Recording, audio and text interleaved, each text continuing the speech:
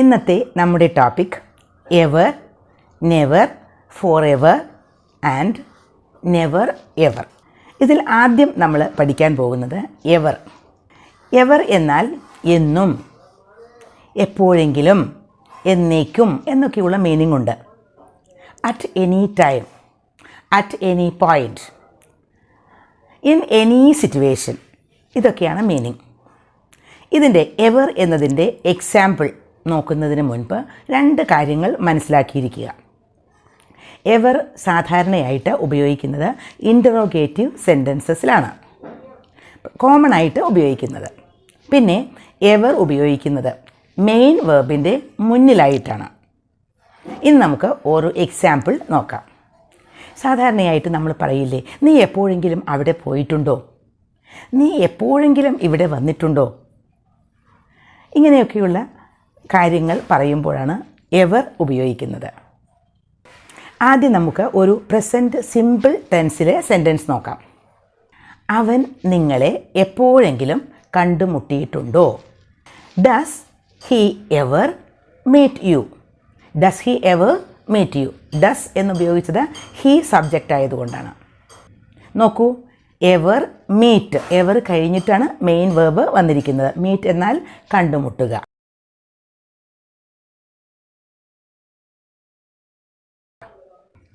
അവർ എപ്പോഴെങ്കിലും നിങ്ങളുടെ വീട് സന്ദർശിച്ചിട്ടുണ്ടോ?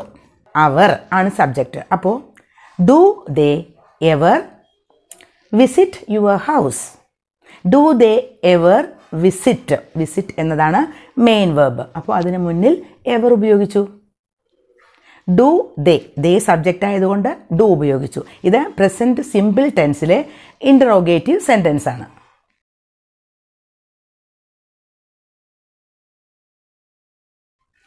ഇനി നമുക്ക് കൂടുതൽ എക്സാമ്പിൾസ് നോക്കാം. നിങ്ങൾ എപ്പോഴെങ്കിലും ഡൽഹിയിൽ പോയിട്ടുണ്ടോ? Have you ever gone to Delhi? Have you ever been to Delhi? അങ്ങനെയും ചോദിക്കാം. ഗോൺ ടു എന്ന് പറയുന്നതും ബീൻ ടു എന്ന് പറയുന്നതും തമ്മിൽ ചെറിയ ഒരു വ്യത്യാസമുണ്ട്. ഇത് നമ്മൾ ഒരു ലെസണിൽ പ്രത്യേകമായിട്ട് ബീൻ ടു, ഗോൺ ടു എന്താണ് വ്യത്യാസം എന്ന് പഠിച്ചിട്ടുള്ളതാണ്.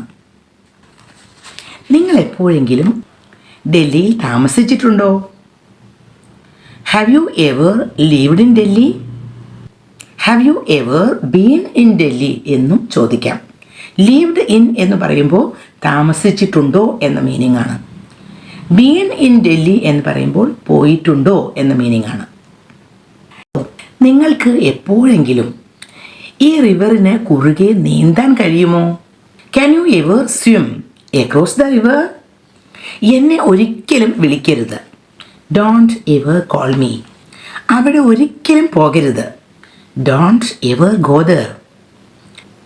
എന്നോട് ഒരിക്കലും സംസാരിക്കരുത്. Don't ever talk to me. അവനെ ഒരിക്കലും ശല്യപ്പെടുത്തരുത്. Don't ever disturb him. എനിക്ക് ഓർമ്മിക്കാൻ കഴിയുന്നില്ല, ഞാൻ അവനെ എപ്പോഴെങ്കിലും ഇവിടെ തൃശ്ശൂർ കണ്ടിട്ടുണ്ടോ എന്ന്. I can't remember if I have ever seen him here in Thrissur. അവിടെ ഒരിക്കലും പോകരുത്. Don't ever go there. ഇതിന് പകരം നെവർ ഉപയോഗിച്ച് നമുക്കൊന്ന് പറഞ്ഞു നോക്കാം. Never go there. Don't ever go there എന്ന് പറയുന്ന അതേ മീനിങ് തന്നെയാണ് നെവർ ഗോ ദർ എന്ന് പറഞ്ഞാലും. നീ ഒരിക്കലും മൾട്ടിപ്ലെക്സിൽ മൂവി കണ്ടിട്ടില്ലേ? Have you never seen a movie in multiplex? നിങ്ങൾ ഒരിക്കലും ഒരു കാർ ഡ്രൈവ് ചെയ്തിട്ടില്ലേ? Have you never driven a car? ഞാൻ ഒരിക്കലും ലണ്ടൻ വിസിറ്റ് ചെയ്തിട്ടില്ല. I never visited London. നോക്കൂ, വിസിറ്റഡ് പാസ്റ്റ് സിമ്പിൾ ടെൻസാണ് ഉപയോഗിച്ചത്. മെയിൻ വേർബിന് മുന്നിൽ വിസിറ്റഡ് എന്നതാണ് മെയിൻ വേർബ്. അതിന് മുന്നിലാണ് നെവർ ഉപയോഗിച്ചത്. അവന് ഒരിക്കലും ഈ റിവറിന് കുറുകെ നീന്താൻ കഴിയില്ല. He can never swim across this river.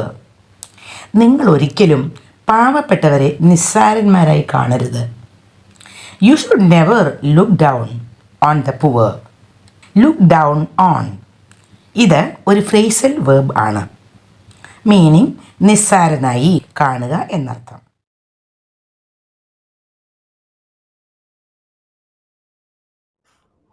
ഞാൻ എന്നും നിൻ്റെ ഫ്രണ്ടായിരിക്കും, എന്നും ഞാൻ നിന്നെ ഹെൽപ്പ് ചെയ്യും എന്നൊക്കെ പറയില്ലേ, അവിടെയാണ് ഫോർ എവർ ഉപയോഗിക്കുന്നത്. I will always support you. ഞാൻ നിന്നെ എപ്പോഴും ഹെൽപ്പ് ചെയ്യും. I will always support you. ഞാൻ എപ്പോഴും എന്നും നിന്നെ സപ്പോർട്ട് ചെയ്യും എന്നാണ്. അവിടെ നമുക്ക് ഫോർ എവർ ഉപയോഗിക്കാം. I will for ever support you. I will support you for ever അങ്ങനെയും പറയാം. ഫോർ എവർ നമുക്ക് സെൻറ്റൻസിൻ്റെ എൻഡിലും ഉപയോഗിക്കാം.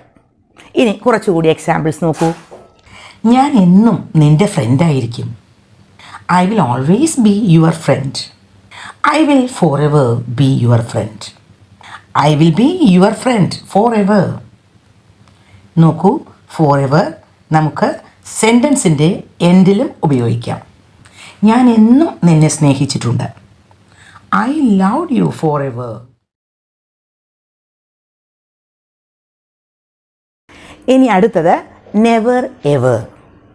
നെവർ എവർ എന്നത് നെവർ എന്നതിൻ്റെ സെയിം മീനിങ് തന്നെയാണ്. പക്ഷേ കുറച്ചുകൂടി എംഫസിസ് കൊടുക്കുന്നതിനാണ് നെവർ എവർ സെൻറ്റൻസിൽ ഉപയോഗിക്കുന്നത്. ഞാൻ നിന്നെ ഒരിക്കലും വിളിക്കില്ല. I will never call U. I will never call U. അതിന് പകരം I will never ever call you എന്ന് പറഞ്ഞാൽ ഞാൻ ഒരിക്കലും നിന്നെ വിളിക്കില്ല. ഒരുപാട് സ്ട്രെസ്സ് കൊടുത്തു ആ സെൻറ്റൻസിന്. ആ വിളിക്കില്ല എന്ന ഒരു വാക്കിന് കൂടുതൽ ഇമ്പോർട്ടൻസ്, കൂടുതൽ എംഫസിസ് വന്നു. I will never go to his house. ഞാൻ ഒരിക്കലും അവൻ്റെ വീട്ടിൽ പോകില്ല. I will never ever go to his house. ഞാൻ ഒരിക്കലും അവൻ്റെ വീട്ടിൽ പോകില്ല എന്ന് തന്നെയാണ്. പക്ഷേ ആ പറയുന്നതിന് കൂടുതൽ സ്ട്രെങ്ത് വന്നു. ഇനി ഒരു എക്സാമ്പിൾ കൂടി നോക്കൂ. അവൻ ഒരിക്കലും സ്കൂളിൽ പോയിട്ടില്ല, അതുകൊണ്ടാണ് അവൻ എക്സാമിൽ ഫെയിലായത്. He never ever went to school. That's why he failed the exam. ഇപ്പോൾ ever, never, for ever, never ever എന്നൊക്കെ ഉപയോഗിക്കുന്നത് എങ്ങനെ എന്ന് മനസ്സിലായില്ലേ?